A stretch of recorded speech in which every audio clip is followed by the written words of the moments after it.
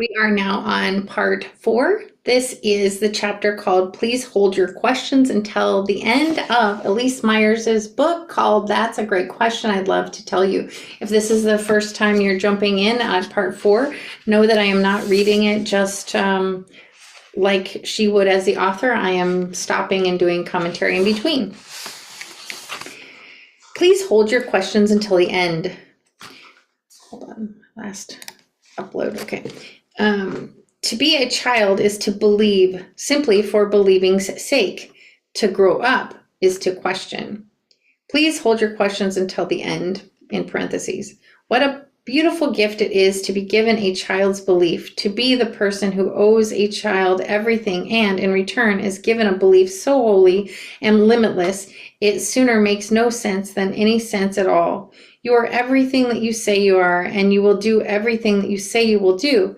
You will trade everything for the expectation of nothing and be rewarded with pure and wonderful and all-consuming and uninhibited and endless belief.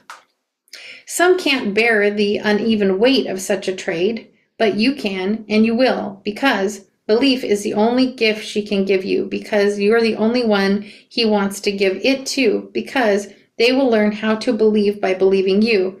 You can and you will because you can, so you will. But can you? She holds a belief in her hands and gives you more. Are you there? You have so much belief you don't know where to put it all. Will you keep it safe? You're carrying her and all her belief on your shoulders when she feels herself start to slip. Are you steady? She can't hold on to you and belief at the same time. So she lets go of belief and holds on to you as tightly as she can. What have you done with all her belief? Maybe you aren't who she thought you were. What you said you'd do, where you said you'd be, when you said you'd be. Did you say you'd be the person worthy of such perfect and honest and brilliant and sacred belief? You didn't, and you can't, and you won't. So she will. She takes back all her belief because you left it for her to find. She's never been or never seen belief returned before, and then you returned it. So now she has. How sweet is your relief from the burden of all her suffocating and relentless and time-consuming and unearned belief, crossed out. She learned how to believe by believing you. Believe. She learned how to believe with a lowercase b by believing you with a capital B. Belief, lowercase b, is the only thing she can give you now. And sometimes even lowercase belief feels like too much. With all her capital B belief finally out of the way, there is plenty of room for questions. She'll go first. Okay, this is very poetic. And it kind of feels like, I don't know if this is where she's maybe talking to like older, like inner child kind of stuff.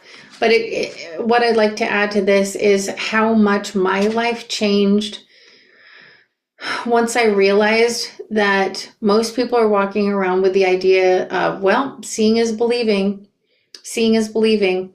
And that in a law of attraction based universe, and if we are in a mirrored experience, if you say, well, seeing is believing,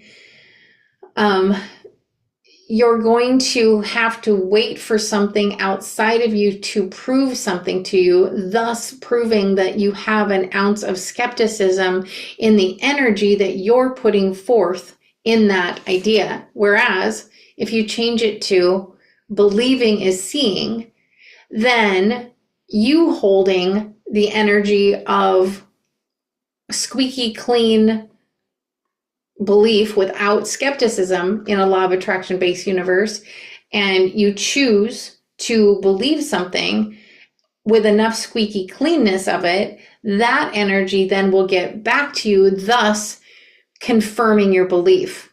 So you kind of won't get something. You'll get to the degree of skepticism that you are running with. And when that hit, and I realized that I needed to support and show up with the belief first before my external reality would start proving it, and that it needed to be squeaky clean, then I would start hunting for all of the ways that my beliefs that I want feel like it could be true. So I just kept doing that. And then once you start asking, support how this might be true, the universe gives you more of like support. Whereas if you go in, well, seeing is believing, and you're waiting for something in the future with doubt, you're just going to get supplied with more and more doubt. So that's what I would like to have added to that particular section. Thank you. And I'll see you for the next one, which will be called Factory Reset. See you later.